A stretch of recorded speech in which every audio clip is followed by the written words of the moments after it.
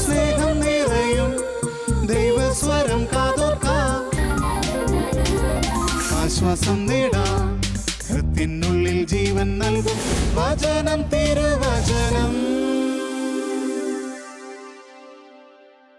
യേശുവിൽ ഏറ്റവും പ്രിയപ്പെട്ട സഹോദരി സഹോദരന്മാരെ, വിശുദ്ധ മത്തായി എഴുതിയ സുവിശേഷം 6-ാം അധ്യായം അതിൻ്റെ 26-ാമത്തെ വാക്യത്തിൽ കർത്താവ് യേശു ക്രിസ്തു ഇപ്രകാരം നമ്മെ പഠിപ്പിക്കുന്നു: എത്രയോ വിലപ്പെട്ടവരാണ് നിങ്ങൾ. നിയമാവർത്തന പുസ്തകം 4-ാം അധ്യായം അതിൻ്റെ 7-ാമത്തെ വാക്യത്തിൽ നമ്മൾ ഇങ്ങനെ കാണുന്നു: നാം വിളിച്ചപേക്ഷിക്കുമ്പോഴൊക്കെ നമ്മുടെ ദൈവമായ കർത്താവ് നമുക്ക് സമീപസ്ഥനായിരിക്കുന്നത് പോലെ ദൈവം ഇത്രമാത്രം അടുത്തുള്ള വേറെ ഏത് ശ്രേഷ്ഠ ജനതയാണ് ഉള്ളത്? ദൈവം ചോദിക്കുകയാണ്, മക്കളെ, നിങ്ങളുടെ വില നിങ്ങൾക്കറിയാമോ? പത്രോസ്ലീഹ എഴുതിയ 1-ാം ലേഖനത്തിൽ നമ്മൾ ഇപ്രകാരം കാണുന്നു: നിങ്ങൾ വീണ്ടെടുക്കപ്പെട്ടത് നശ്വരമായ സ്വർണമോ വെള്ളിയോ കൊണ്ടല്ല, പിന്നെയോ കറയോ കളങ്കമോ ഇല്ലാത്ത കുഞ്ഞാടിൻ്റേത് പോലെയുള്ള അമൂല്യമായ രക്തം കൊണ്ടത്രേ. ദൈവത്തിൻ്റെ വചനത്തിലൂടെ നമ്മൾ കടന്നു ചെല്ലുമ്പോൾ എനിക്കും നിങ്ങൾക്കും ദൈവമിട്ടിരിക്കുന്ന വിലയെപ്പറ്റി ഒത്തിരിയേറെ കാര്യങ്ങൾ നമുക്ക് മനസ്സിലാക്കുവാനായിട്ട് സാധിക്കുന്നു. ഒന്നാമതായി, മത്തായി എഴുതിയ സുവിശേഷം 6-ാം അധ്യായം അതിൻ്റെ 26-ാമത്തെ വാക്യത്തിൽ യേശു പറഞ്ഞു: ആകാശത്തിലെ പക്ഷികളെ നോക്കുവിൻ, നിങ്ങൾ അതിനേക്കാൾ എത്രയോ വിലപ്പെട്ടവരാണ്. പക്ഷികൾക്ക് കുറേയേറെ പ്രത്യേകതകളുണ്ട്. അത് വിതയ്ക്കുന്നില്ല, അത് കൊയ്യുന്നില്ല, അത് കളപ്പുരയിൽ ശേഖരിക്കുന്നില്ല, അത് പാട്ടുപാടി വളരെയേറെ സന്തോഷത്തോടെ പാറി പറന്നു നടക്കുന്നു. നമ്മൾ ഈ ഭൂമി മുഴുവനുമുള്ള പക്ഷികളെപ്പറ്റി ചിന്തിക്കുകയാണെങ്കിൽ ഏതാണ്ട് കോടിക്കണക്കിന് പക്ഷികൾ ഭൂമിയിലുണ്ട്. ഈ കോടിക്കണക്കിന് വരുന്ന പക്ഷികളെ മുഴുവൻ നമ്മുടെ സ്വർഗസ്ഥനായ പിതാവ് തീറ്റിപ്പോറ്റുന്നു.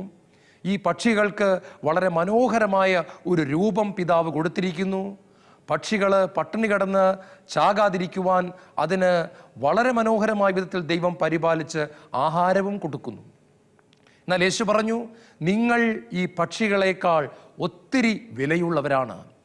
പക്ഷികളെയും മൃഗങ്ങളെയും എല്ലാം സൃഷ്ടിച്ച ദൈവം ഒരിക്കൽ പോലും പക്ഷികളുമായി ഒരു ഫെലോഷിപ്പിലേക്ക് കടന്നു വരുന്നില്ല, മൃഗങ്ങളുമായി ഒരു കൂട്ടായ്മയിലേക്ക് കടന്നു വരുന്നില്ല. മറ്റൊരു ജീവികളുമായും ദൈവം ഒരിക്കലും ഒരു കവനന്റിലേക്ക്, അതായത് ഒരു ഉടമ്പടിയിലേക്ക് ദൈവം കടന്നു വരുന്നില്ല. നമ്മൾ ഉൽപ്പത്തി പുസ്തകത്തിൽ തന്നെ കാണുകയാണ്, ഏദൻ തോട്ടത്തിൽ എല്ലാ മൃഗങ്ങളും പക്ഷികളും ജീവജാലങ്ങളും ഉണ്ടായിരുന്നെങ്കിലും അതിൻ്റെ ഒന്നിൻ്റെയും കൈക്ക് പിടിച്ച് നടക്കുവാൻ ദൈവം തയ്യാറാകുന്നില്ല. പിന്നെയോ വെയിലാറിയ സമയത്ത് ഏദൻ തോട്ടത്തിൽ തൻ്റെ പൊന്നുമക്കളായ ആദത്തോടും ഹവയോടുമൊപ്പം നടക്കുവാൻ സർവശക്തനായ പിതാവ് ഇറങ്ങി വന്നു എന്നാണ് നമ്മൾ വായിക്കുന്നത്. പ്രിയപ്പെട്ടവരെ, സയൻസ് ഒത്തിരിയേറെ ഡെവലപ്പ് ചെയ്ത ഒരു കാലഘട്ടത്തിലാണ് നമ്മൾ ജീവിക്കുന്നത്. വിമാനങ്ങൾ ആകാശത്തിലൂടെ കുതിച്ചു പായുന്നു. മേഘപാളികളെപ്പോലും പരാജയപ്പെടുത്തിക്കൊണ്ട് റോക്കറ്റുകൾ ഉന്നതിയിലേക്ക് പറക്കുന്നു. എന്നാൽ യെശയ്യാ പ്രവാചകന്റെ പുസ്തകം 35-ാം അധ്യായം അതിൻ്റെ 10-ാമത്തെ വാക്യത്തിൽ പറയുന്നു: കർത്താവിൻ്റെ വീണ്ടെടുക്കപ്പെട്ട ജനം വീണ്ടും പാട്ടുകൾ പാടി ആനന്ദ നൃത്തം ചവിട്ടി സിയോനിലേക്ക് കടന്നു വരും. അവർ ആനന്ദിച്ച് ഘോഷിച്ച് ഉല്ലസിക്കും. അതായത് എല്ലാറ്റിനേക്കാളും ഉയരത്തിൽ പറന്ന് പറന്ന് പറന്ന് സ്വർഗ സിയോനിലേക്ക് ചെല്ലുവാനുള്ളത് ഞാനും നിങ്ങളുമാണ് എന്ന് ദൈവം പറയുകയാണ്. പറക്കുന്ന പക്ഷികളെക്കാളും റോക്കറ്റിനേക്കാളും ഒക്കെ ഉന്നതിയിൽ പറന്നു പോകേണ്ടവർ നമ്മളാണ്. ദൈവം പറയുകയാണ്, നമ്മൾ ഈ പക്ഷികളെക്കാൾ ഒത്തിരിയേറെ ശ്രേഷ്ഠർ ആണ്. രണ്ടാമതായി നമ്മൾ ചിന്തിക്കുന്നത്, പഴയ നിയമത്തിലെ വിശുദ്ധരെക്കാളും പ്രവാചകന്മാരെക്കാളും യേശുക്രിസ്തുവിൽ വിശ്വസിക്കുന്ന ഒരു വ്യക്തി ശ്രേഷ്ഠനാണ് എന്ന് യേശുക്രിസ്തു പഠിപ്പിക്കുന്നു. പഴയ നിയമ കാലഘട്ടത്തിൽ വലിയ പ്രവാചകന്മാർ അത്ഭുതങ്ങളും അടയാളങ്ങളും കാണിച്ചു. ദൈവത്തിൻ്റെ അപരിമേയമായ ശക്തി അവരിലൂടെ ഒഴുകി. വൻ കാര്യങ്ങൾ ദൈവം അവരിലൂടെ ചെയ്തു.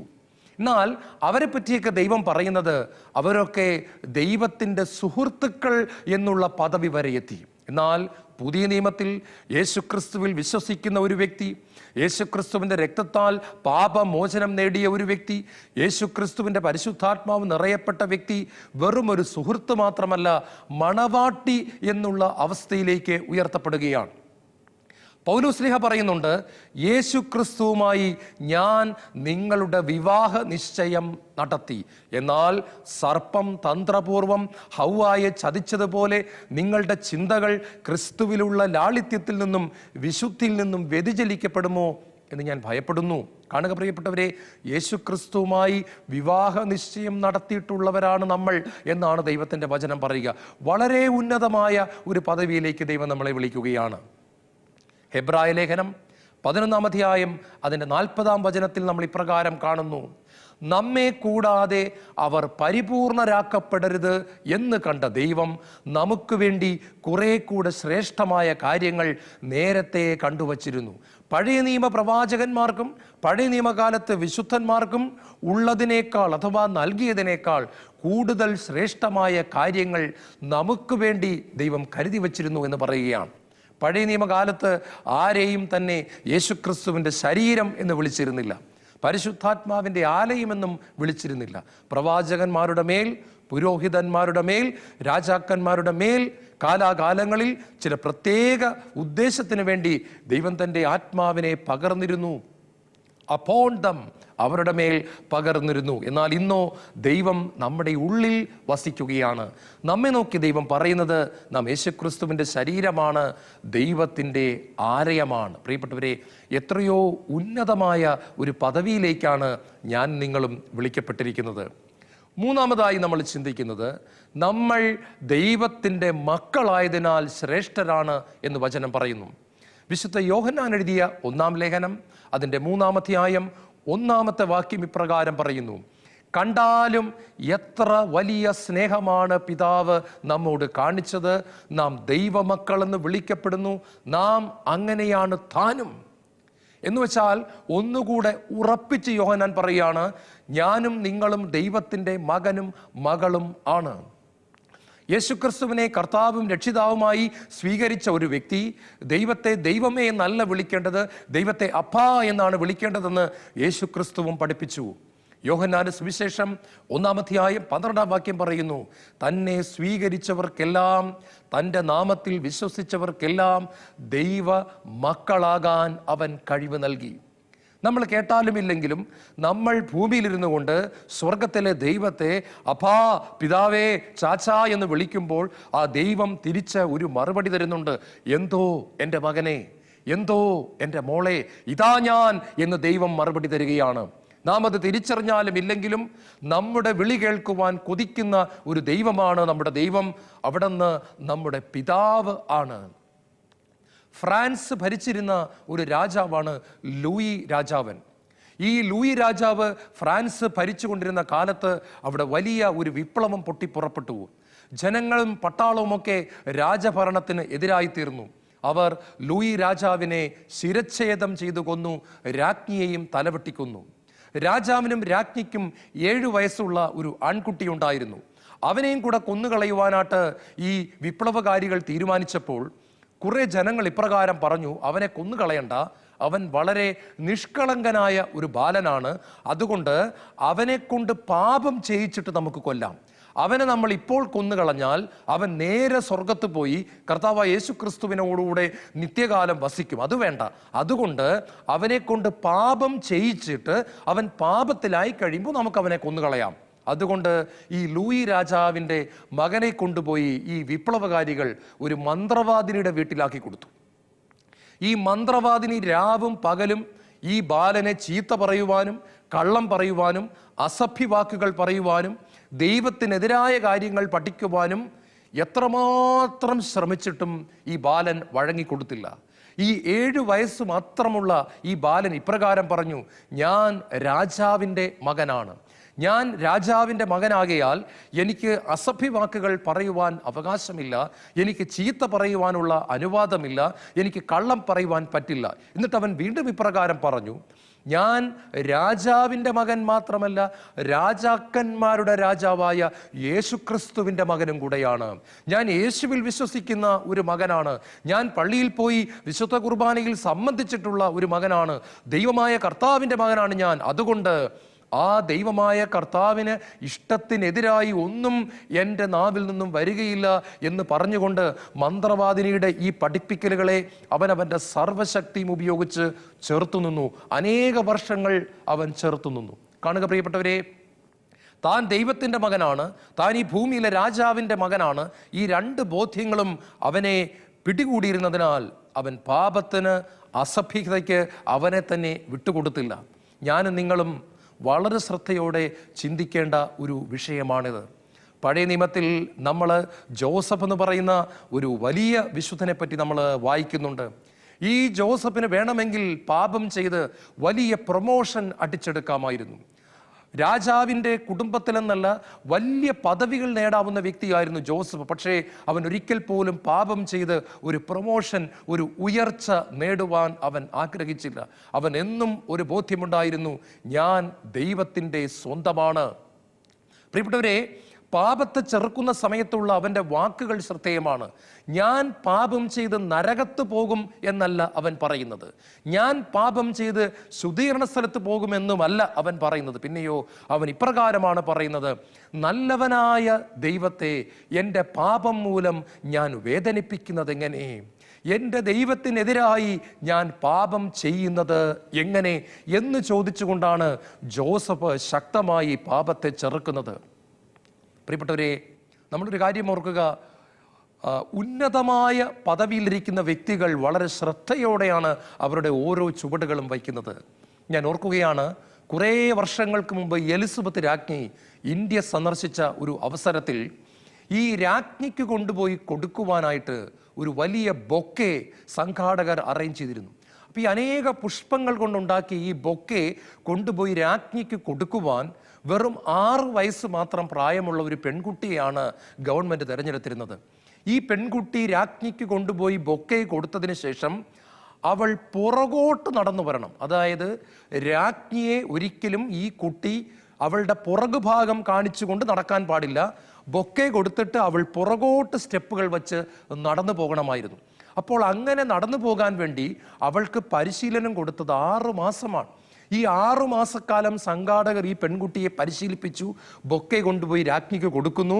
എന്നിട്ട് കാല് തട്ടാതെ വളരെ കൃത്യതയോടെ ചുവടുകൾ വച്ച് അവൾ ഈ ബൊക്കെ കൊടുത്തതിന് ശേഷം പുറകോട്ട് നടന്ന് അവളുടെ സീറ്റിൽ പോയിരിക്കണം. എന്തിനാണെന്നറിയാമോ? രാജ്ഞിയോടുള്ള ബഹുമാനത്തെ പ്രതി. അങ്ങനെയാണെങ്കിൽ പ്രിയപ്പെട്ടവരെ, ദൈവത്തിൻ്റെ മകനും മകളുമായ നമ്മൾ ഈ ഭൂമിയിൽ ദൈവത്തെ മഹത്വപ്പെടുത്തി നടക്കേണ്ടത് എങ്ങനെയാണ്? ദൈവത്തോടൊപ്പം ഓരോ ചുവടുകളും നാം വയ്ക്കേണ്ടത് എങ്ങനെയാണ്? പൗലോസ് അപ്പോസ്തലൻ ഇങ്ങനെ പറയുന്നുണ്ട്, അടുത്തായാലും അകലെയായാലും എൻ്റെ ദൈവത്തെ പ്രസാദിപ്പിക്കുക എന്നത് മാത്രമാണ് എൻ്റെ ലക്ഷ്യം. വെറും 12 വയസ്സ് മാത്രമുള്ളപ്പോൾ രക്തസാക്ഷിയായി മരിച്ച വിശുദ്ധ മരിയ ഗൊരേറ്റയുടെ മുറി സന്ദർശിച്ച സംഘാടകർ ഞെട്ടിപ്പോയി, ആളുകൾ ഞെട്ടിപ്പോയി, അവിടെ ഉണ്ടായിരുന്ന ജനങ്ങൾ ഞെട്ടിപ്പോയി. കാരണം അവളുടെ മുറിയിൽ മുഴുവൻ ഒട്ടിച്ചു വച്ചിരുന്ന പോസ്റ്ററുകൾ സിനിമാ താരത്തിൻ്റെതല്ലായിരുന്നു, ക്രിക്കറ്റ് താരത്തിൻ്റെതല്ലായിരുന്നു, സ്പോർട്സ് താരങ്ങളുടേതല്ലാതിരുന്നു. അവളുടെ മുറി മുഴുവൻ അവൾ പോസ്റ്ററുകൾ ഒട്ടിച്ചിരുന്നു. എന്നിട്ട് അതിൽ എഴുതിയിരുന്നത് ഇതാണ്, വലിയവനായ ദൈവത്തിൻ്റെ മകളാണ് ഞാൻ, ആ ദൈവത്തെ വേദനിപ്പിക്കുന്നതിനേക്കാൾ നല്ലത് മരിക്കുന്നതാണ്. സർവശക്തനായ പിതാവിൻ്റെ മകളാണ് ഞാൻ, ആ പിതാവിനെ വേദനിപ്പിക്കുന്നതിനേക്കാൾ മരിക്കുന്നതാണ് നല്ലത്. ഇങ്ങനെ എഴുതിയ പോസ്റ്ററുകൾ അവളുടെ മുറിയുടെ 4 ഭിത്തികളിലും അനേക തവണ അനേക പോസ്റ്ററുകൾ അവൾ ഒട്ടിച്ചു വച്ചിരുന്നു. അതുകൊണ്ട് തന്നെ പ്രിയപ്പെട്ടവരെ, പാപം ചെയ്യുവാൻ വലിയ പ്രലോഭനം ഉണ്ടായപ്പോൾ ജീവൻ കൊടുത്തുകൊണ്ട് പോലും ഈ സർവശക്തനായ ദൈവത്തെ വേദനിപ്പിക്കാതിരിക്കുവാൻ അവളുടെ മുഴുവൻ കഴിവും ഉപയോഗിച്ച് പരിശ്രമിച്ചു. അവൾ രക്തസാക്ഷി ആയിത്തീരുകയും ചെയ്തു. നമ്മുടെ മനസ്സിനെ എപ്പോഴും ചിന്തിപ്പിക്കേണ്ട ഒരു വിഷയമാണ്, ഞാൻ ആരാണ്? യേശുക്രിസ്തു തന്നെത്താൻ പറയുന്ന ഒരു കാര്യമുണ്ടായിരുന്നു, പിതാവേ, അങ്ങ് എന്നെ ഏൽപ്പിച്ച ജോലി പൂർത്തിയാക്കിക്കൊണ്ട് ഞാൻ അങ്ങയെ മഹത്വപ്പെടുത്തി. എൻ്റെ പിതാവേ, ഞാൻ അങ്ങയുടെ പൊന്നുമകനാണ്. ശിഷ്യന്മാരെല്ലാം ഓടിക്കളയുന്ന സമയത്തും യേശു പറയുന്നുണ്ട്, എൻ്റെ പിതാവ് എന്നോടുകൂടെയുണ്ട്. അവിടെ നിന്ന് ആവർത്തിച്ച് പറയുന്ന ഒരു വാക്കാണ്, എൻ്റെ പിതാവ് എന്നെ അയച്ചിരിക്കുന്നു, ഞാൻ പിതാവിൽ നിന്ന് വരുന്നു, പിതാവിൻ്റെ അടുത്തേക്ക് പോകുന്നു, ഞാൻ പിതാവിൻ്റെ പൊന്നുമകനാണ്, പിതാവ് എൻ്റെ കൂടെ ഉണ്ട്, പിതാവിനെ കൂടാതെ ഒന്നും ചെയ്യുവാൻ എനിക്ക് സാധ്യമല്ല. പിതാവ് പിതാവ് പിതാവ് എന്നുള്ള വാക്ക് യേശു ആവർത്തിച്ച് പറഞ്ഞു. എന്നിട്ട് തൻ്റെ ശിഷ്യന്മാരെയും പഠിപ്പിച്ചു, നിങ്ങളും നിങ്ങളുടെ സ്വർഗസ്ഥനായ പിതാവിൻ്റെ മക്കളാണെന്നുള്ള ബോധ്യത്തിൽ ജീവിക്കണം. പ്രിയപ്പെട്ടവരെ, നമുക്ക് ഒരു ഡിഗ്നിറ്റി ഉണ്ട്. യേശു ക്രിസ്തുവിനെ അറിയാത്ത, ദൈവത്തെ അറിയാത്ത, പരിശുദ്ധാത്മാവിൻ്റെ ടേസ്റ്റ് അനുഭവിച്ചിട്ടില്ലാത്ത, പാപത്തിൽ മാത്രം കഴിയുന്ന ജനങ്ങളെപ്പോലെ ജീവിക്കേണ്ടവരല്ല ഞാനും നിങ്ങളും എന്നാണ് ബൈബിൾ പറയുന്നത്. നമ്മുടെ മനസ്സിൽ ഈ ബോധ്യമുണ്ടായിരിക്കണം, സ്വർഗത്തിലെ പിതാവിൻ്റെ പൊന്നുമകനാണ് ഞാൻ, സ്വർഗത്തിലെ പിതാവിൻ്റെ പൊന്നുമകളാണ് ഞാൻ ആ ദൈവത്തിൻ്റെ മഹത്വത്തിന് വിരുദ്ധമായത് യാതൊന്നും എൻ്റെ ജീവിതത്തിൽ ഉണ്ടാവുക ഇല്ല. ഞാൻ മെഡിക്കൽ കോളേജിൽ പഠിക്കുന്ന കാലത്ത് ജീസസ് യൂത്തിൽ പ്രവർത്തിച്ചിരുന്ന ചില കുട്ടികളെ ഞാൻ ഓർക്കുന്നുണ്ട്. ഞങ്ങളുടെ ഇടയിൽ തന്നെ അവർ ഒരു സംസാര വിഷയമായിരുന്നു. ഞങ്ങൾ കോളേജിലെ ക്ലാസ് കഴിഞ്ഞതിന് ശേഷം വൈകുന്നേരം ടൗണിലൂടെ നടക്കാനിറങ്ങും, കാഴ്ചകൾ കാണാൻ ഇറങ്ങുന്നു. അന്ന് ലോകത്തിൻ്റെ മനുഷ്യനായതുകൊണ്ട് ഞാനും കൂട്ടുകാരോടൊപ്പം കാഴ്ചകൾ കാണാനായിട്ട് പോകുമായിരുന്നു. അങ്ങനെ ഞങ്ങൾ പോകുന്ന സമയത്ത് പലപ്പോഴും ബുക്ക് സ്റ്റോളിൽ നിന്നും പുസ്തകങ്ങൾ, മെഡിക്കൽ ബുക്കുകൾ വാങ്ങിച്ചിട്ട് നടന്നു വരുന്ന ചില ജീസസ് യൂത്തിലെ കൂട്ടുകാരെ ഞങ്ങൾ ഓർക്കുന്നുണ്ട്. അവർ റോഡിൽ കൂടി പോകുമ്പോൾ പലപ്പോഴും തല കുനിച്ചു പിടിച്ചാണ് നടന്നിരുന്നത്. അവർ ഞങ്ങളുടെ ജൂനിയേഴ്സ് ആയിരുന്നത് കൊണ്ട് ഞങ്ങൾ കുറേ സീനിയേഴ്സ് കൂടി ഒരിക്കൽ അവരെ പിടിച്ചു നിർത്തി, റോഡിൽ പിടിച്ചു നിർത്തിയിട്ട് ചോദിച്ചു, എടാ എന്തുകൊണ്ടാണ് നിങ്ങളിങ്ങനെ റോഡിൽ കൂടെ കുനിഞ്ഞു നടക്കുന്നത്? അത് നമ്മുടെ കഴുത്തിന് അത്ര നല്ലതല്ലെന്ന് നിങ്ങൾക്കറിയത്തില്ലേ? അതുകൊണ്ട് നിങ്ങൾക്ക് ഇവിടുത്തെ കാഴ്ചകളൊക്കെ കൊണ്ട് നേരെ നടന്നു പോയാൽ എന്താണ് കുഴപ്പം? നിങ്ങളെന്തിനാണ് ഈ കുനിഞ്ഞു നടക്കുന്നത് എന്ന് ഞങ്ങൾ ചോദിച്ചപ്പോൾ ജീസസ് യൂത്തിൽ മെഡിക്കൽ കോളേജിൽ വളരെ ശക്തമായി പ്രവർത്തിച്ചിരുന്ന പ്രിയപ്പെട്ട സഹോദരങ്ങൾ, ഞങ്ങളുടെ ഇളയ ജൂനിയർമാരായ സഹോദരങ്ങൾ പറഞ്ഞ ആ ഉത്തരം ഇന്നും എൻ്റെ മനസ്സിലുണ്ട്. അവർ ഇങ്ങനെയാണ് മറുപടി പറഞ്ഞത്, ഞങ്ങൾ അങ്ങോട്ടും ഇങ്ങോട്ടും നോക്കി നടക്കാത്തത് ഞങ്ങളുടെ കണ്ണുകളെ പരിശുദ്ധിയിൽ സൂക്ഷിക്കുന്നതിന് വേണ്ടിയാണ്. ഞങ്ങൾ സാധാരണക്കാരായ ചെറുപ്പക്കാരല്ല, സ്വർഗസ്ഥനായ പിതാവ് വിളിച്ചു വേർതിരിച്ച് അഭിഷേകം ചെയ്ത ചെറുപ്പക്കാരാണ് ഞങ്ങൾ. ദൈവത്തിൻ്റെ ആത്മാവ് ഞങ്ങളിൽ കുടികൊള്ളുന്നു, ദൈവം ഞങ്ങളെ ഒരു പ്രത്യേക ദൗത്യം ഏൽപ്പിച്ചിരിക്കുന്നു. അതുകൊണ്ട് അവിടെയും ഇവിടെയും ഒട്ടിച്ചിരിക്കുന്ന ചീത്ത പോസ്റ്ററുകൾ നോക്കി ഞങ്ങളെ തന്നെ അശുദ്ധിക്ക് വിട്ടുകൊടുക്കുവാൻ ഞങ്ങൾ തയ്യാറല്ലാത്തതിനാൽ, അവിടെയും ഇവിടെയും കൂടെ പോകുന്ന സുന്ദരിമാരായ പെൺകുട്ടികളെ തെറ്റായി നോക്കുവാൻ ഞങ്ങൾ തയ്യാറല്ലാത്തതിനാൽ, ഞങ്ങളിലുള്ള പരിശുദ്ധാത്മാവിനെ വേദനിപ്പിക്കുവാൻ ഞങ്ങൾ തയ്യാറാകാത്തത് കൊണ്ടാണ് ചേട്ടന്മാരെ ഞങ്ങളിങ്ങനെ കുനിഞ്ഞു നടക്കുന്നത് എന്ന് അവർ ഞങ്ങൾക്കൊരു ഉത്തരം നൽകി. സീനിയേഴ്സായ ഞങ്ങൾ അത്ഭുതത്തോടെ പരസ്പരം നോക്കി. കാരണം പ്രിയപ്പെട്ടവരെ, ചോരത്തിറപ്പുള്ള ആ പ്രായത്തിൽ ഈ ചെറിയ കൂട്ടുകാര് അവർ പറഞ്ഞ മറുപടി തികച്ചും ദൈവവിശ്വാസം ഇല്ലാതിരുന്ന സീനിയേഴ്സിനെ ചിന്തിപ്പിക്കുക തന്നെ ചെയ്തു. ആരും പിന്നെ ഒരു അക്ഷരം മിണ്ടിയില്ല. ആ പൊക്കോ എന്ന് മാത്രം പറഞ്ഞിട്ട് ഞങ്ങളങ്ങ് മുന്നോട്ട് നടക്കുകയാണ്. പോകുന്ന വഴിക്ക് ഞങ്ങളുടെ ഇടയിൽ തന്നെ ഇതൊരു സംസാര വിഷയമായി. എടാ, ഇവന്മാർ പോസ്റ്റർ പോലും നോക്കാതെ നടക്കുന്നെങ്കിൽ സിനിമയൊക്കെ കണ്ട് നടക്കുന്നവന്മാരുടെ കാര്യം എന്താണ്? ചീത്ത സിനിമകളും ബ്ലൂ ഫിലിമും കണ്ട് നടക്കുന്ന ഈ തലമുറയുടെ മുമ്പിൽ ഈ ചെറുപ്പക്കാർ ഒരു ചോദ്യചിഹ്നം തന്നെയാണല്ലോ. പ്രിയപ്പെട്ടവരെ, അവരിൽ പലരും ഇന്ന് ലോകത്തിൻ്റെ പല ഭാഗത്തും ഉന്നതമായ നിലയിൽ ഡോക്ടർമാരായി കഴിയുന്നതിനോടൊപ്പം ആ രാജ്യങ്ങളിൽ കർത്താവിൻ്റെ സാക്ഷികളായി അവർ ഓടി നടക്കുകയാണ്. ദൈവരാജ്യം പണിയുവാൻ ദൈവം അവരിൽ പലരെയും ഇന്നും ശക്തമായിട്ട് ഉപയോഗിച്ചു കൊണ്ടിരിക്കുകയാണ്. മെഡിക്കൽ കോളേജിൽ പഠിക്കുന്ന ആ കാലത്ത് പോലും അവരുടെ ഉള്ളിൽ ഒരു ബോധ്യമുണ്ടായിരുന്നു, ഞങ്ങൾ സാധാരണക്കാരല്ല, വി ആർ അനോയിന്റഡ്, ഞങ്ങൾ ദൈവത്തിൻ്റെ അഭിഷേകം സ്വീകരിച്ച മകനും മകളുമാണ് എന്നുള്ള ഉത്തമമായ ബോധ്യത്തിൽ അവർ ജീവിച്ചു. നമ്മൾ ഈ കാലഘട്ടത്തിൽ പ്രത്യേകം വിളിക്കപ്പെട്ടവരാണ്. നമ്മൾ ഓർക്കണം, ഞാൻ ദൈവത്തിൻ്റെ പൊന്നുമകനാണ്, ഞാൻ ദൈവത്തിൻ്റെ പൊന്നുമകളാണ്. ബസ്സിൽ കയറുമ്പോൾ, ട്രെയിനിൽ കയറുമ്പോൾ, ആൾക്കൂട്ടത്തിലായിരിക്കുമ്പോൾ ഒക്കെ നാം ചിന്തിച്ചുകൊണ്ട് ജീവിക്കേണ്ട ഒരു കാര്യം തന്നെയാണിത്. ദൈവത്തിൻ്റെ മകനാണ് ഞാൻ, ദൈവത്തിൻ്റെ മകളാണ് ഞാൻ. നാലാമതായി, നമ്മൾ എന്തുകൊണ്ട് പ്രത്യേകതയുള്ളവരാണ്, നമ്മൾ വിലപ്പെട്ടവരാണെന്ന് ചിന്തിക്കുമ്പോൾ നമ്മുടെ മനസ്സിലേക്ക് കടന്നു വരുന്നത് നമ്മുടെ മേലുള്ള അഭിഷേകത്തെ പറ്റി തന്നെയാണ്. യോഹന്നാൻ എഴുതിയ 1-ാം ലേഖനം 2-ാം അധ്യായം അതിൻ്റെ 27-ാമത്തെ വാക്യത്തിൽ ഇപ്രകാരം പറയുന്നു, ക്രിസ്തുവിൽ നിന്ന് നിങ്ങൾ സ്വീകരിച്ച അഭിഷേകം നിങ്ങളിൽ നിലനിൽക്കുന്നു. പ്രിയപ്പെട്ടവരെ, ആത്മായ സഹോദരങ്ങളോട് സംസാരിക്കുമ്പോൾ അവരുടെ മേൽ ഒരു അഭിഷേകം ഉണ്ടെന്നുള്ള കാര്യം പോലും 99% ആളുകൾക്കും അറിയത്തില്ല എന്നുള്ളത് വളരെ സങ്കടകരമായ ഒരു കാര്യമാണ്. അനേകർ ചിന്തിക്കുന്നത് ബഹുമാനപ്പെട്ട വൈദികരുടെ മേലും ബഹുമാനപ്പെട്ട സിസ്റ്റർമാരുടെ മേലും മാത്രമാണ് അഭിഷേകം. അത് തെറ്റാണ്.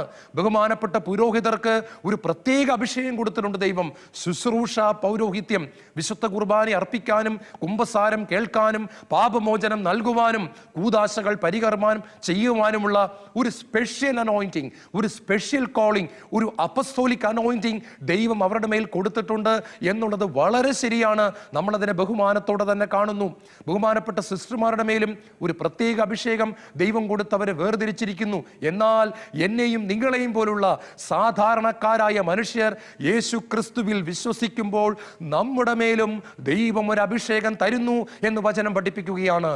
1 യോഹന്നാൻ 2:27 യോഹന്നാൻ, കർത്താവിന്റെ മാറോട് ചേർന്നിരുന്ന യോഹന്നാൻ ഇപ്രകാരം പറയുന്നു: മക്കളെ, ക്രിസ്തുവിൽ നിന്ന് നിങ്ങൾ സ്വീകരിച്ച അഭിഷേകം നിങ്ങളിൽ നിലനിൽക്കുന്നു. The anointing that you received from the Lord Jesus Christ abides within you.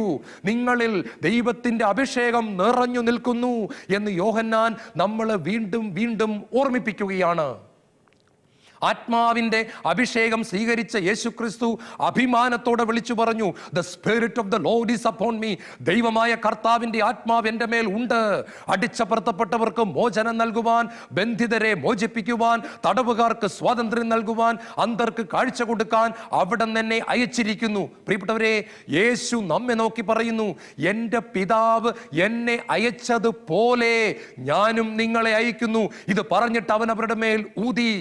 Pentecost നാൾ സമാഗതമായപ്പോൾ നമ്മുടെ മേൽ അവിടുത്തെ പരിശുദ്ധാത്മാവിനെ അവിടെ നയിച്ചു. പ്രിയപ്പെട്ടവരെ, നമ്മുടെ മേൽ ഒരു അഭിഷേകമുണ്ട് എന്നുള്ളത് നമ്മളെ വ്യത്യസ്തരാക്കുന്നു. ദൈവം മൃഗങ്ങൾക്ക് അഭിഷേകം കൊടുക്കുന്നില്ല, ദൈവം പക്ഷികൾക്ക് അഭിഷേകം കൊടുക്കുന്നില്ല, വലിയ മൃഗങ്ങളായ ആനയ്ക്കും സിംഹത്തിനും ദൈവം അഭിഷേകം കൊടുക്കുന്നില്ല. എന്തിന് തിമിംഗലത്തിന് ദൈവം അഭിഷേകം കൊടുക്കുന്നില്ല? കാണുക, ലോകത്തിൽ അനേക കോടി ജീവജാലങ്ങളുണ്ട്. ദൈവം മറ്റൊന്നിനും തൻ്റെ പരിശുദ്ധാത്മാവിൻ്റെ അനോയിന്റിങ്, ആ പ്രഷ്യസ്, ആ വിലപിടിപ്പുള്ള അഭിഷേകം ദൈവം കൊടുക്കുന്നില്ല. എന്നാൽ യേശു ക്രിസ്തുവിൽ വിശ്വസിച്ചുകൊണ്ട് അവൻ്റെ രക്തത്താൽ പാപങ്ങൾ കഴുകപ്പെടാൻ എളിമയോടെ നിന്നുകൊടുത്ത് അനുതപിച്ച് യേശുവിനെ സ്വീകരിക്കുന്ന ഒരു വ്യക്തിക്ക് ഈ അമൂല്യമായ ദാനം ദൈവം പകർന്നു കൊടുക്കുകയാണ്. ദൈവത്തിന്റെ അഭിഷേകം, ദൈവത്തിന്റെ anointing, the anointing of the Holy Spirit നമ്മുടെ മേൽ ദൈവം പകർന്നു തന്നിരിക്കുന്നതിനാൽ നാം വ്യത്യസ്തരാണ് എന്ന് നാം എന്നും ഓർത്തിരിക്കണം. പ്രിയപ്പെട്ടവരെ, ഞാൻ എന്നും എൻ്റെ ഈശോയോട് ഇങ്ങനെ പറയാറുണ്ട്: ഈശോ, നിനക്ക് എന്നിൽ നിന്നും എന്തും എടുത്തു മാറ്റാം, നിനക്ക് എന്നിൽ നിന്നും എന്തും എടുത്തു കളയാം, പക്ഷേ അങ്ങയുടെ പരിശുദ്ധാത്മാവിൻ്റെ അഭിഷേകം പിൻവലിച്ചു കളഞ്ഞാൽ പിന്നെ എന്നെ ഒന്നിനും കൊള്ളില്ല. ഒരു പാപത്തെ പോലും പരാജയപ്പെടുത്താനാവില്ല, ഒരു പ്രലോഭനത്തെ പോലും ചെറുക്കാനാവില്ല, അഭിഷേകത്തോടെ ഒരു പാട്ട് പാടാനാവില്ല, അഭിഷേകത്തോടെ നിന്നെപ്പറ്റി പറയുവാനാവില്ല. വാക്കുകളെല്ലാം ഡെഡായി പോകുന്നു, ശുശ്രൂഷകൾ നിർജീവമാകുന്നു, ക്രിസ്തീയ ജീവിതം ചൈതന്യമില്ലാത്തതായി തീരുന്നു, ഒരു വമ്പൻ പരാജയമായി ഞാൻ മാറുന്നു. അതിനാൽ നാഥ, നിന്റെ കരം, നിന്റെ പരിശുദ്ധാത്മാവിന്റെ അഭിഷേകം എന്നിൽ നിന്നും പിൻവലിക്കുവാൻ ഇടയായി പോകരുതേ. പ്രിയപ്പെട്ടവരെ, നിങ്ങൾ എനിക്ക് 1000 കോടി രൂപ തരാമെന്ന് പറഞ്ഞാലും ശരി, ദൈവം തന്നിരിക്കുന്ന പരിശുദ്ധാത്മ അഭിഷേകത്തെ വിട്ടുകളയുവാൻ ഞാൻ തയ്യാറല്ല. കാരണം പ്രിയപ്പെട്ടവരെ, ഏറ്റവും അമൂല്യമാണ് അത്. ആത്മാവിൻ്റെ അഭിഷേകം നമ്മുടെ മേൽ വരുമ്പോൾ നമ്മൾ ശക്തി നിറഞ്ഞവരായിത്തീരുന്നു, നമ്മൾ ദൈവത്തിൻ്റെ ചൈതന്യം നിറഞ്ഞവരായിത്തീരുന്നു. ദൈവവും നമ്മളുമായി വലിയൊരു ഐക്യത്തിലേക്ക് കടന്നു വരുന്ന അനുഭവം നമുക്കുണ്ടാകുന്നു. ഞാൻ ദാനിയേൽ പ്രവാചകനെ പറ്റി ഓർത്തു പോവുകയാണ്. വളരെ ചെറിയ പ്രായത്തിൽ ബാബിലോൺ എന്ന് പറയുന്ന ദേശത്തേക്ക് അടിമയായി അവനെ പിടിച്ചു കൊണ്ടുപോയി. പക്ഷേ ഒരു ബാലനായിരുന്നിട്ട് പോലും പാപത്തിന്റെ വഴിയിലൂടെ പോകാതെ ദൈവം നൽകിയ അഭിഷേകത്തോട് അവൻ സഹകരിച്ചു. പരിശുദ്ധാത്മാവിന്റെ ശക്തി അവന്റെ മേൽ കടന്നു വന്നു.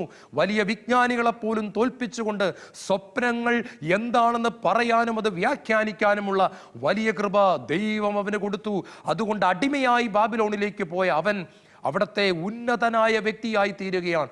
രാജാവ് കഴിഞ്ഞാൽ തൊട്ട് താഴെയുള്ള സ്ഥാനത്തേക്ക് ഈ അടിമ ഉയർത്തപ്പെടുകയാണ്. എന്തിന്?